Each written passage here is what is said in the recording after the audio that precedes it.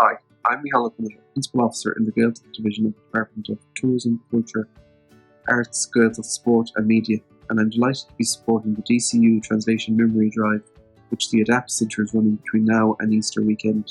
DCU is asking all 19 government departments to share with them their TMX file. That's a special type of file containing all of the department's translations that have been paid for over the years. When you share your department's TMX file with DCU's researchers, you're helping to ensure the development of Irish language technology now and into the future. It couldn't be easier to get your TMX file. Simply ask the company that does your department's translations to send it to you. You can then contact DCU and share it with them. Some of the 19 government departments have already done this, including my own.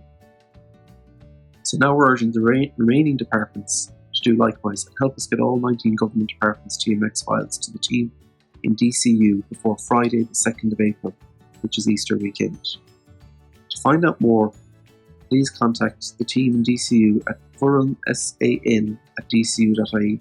That's foireannsan@dcu.ie. Please help us to secure the future of Irish language technology by supporting the DCU Translation Memory Drive.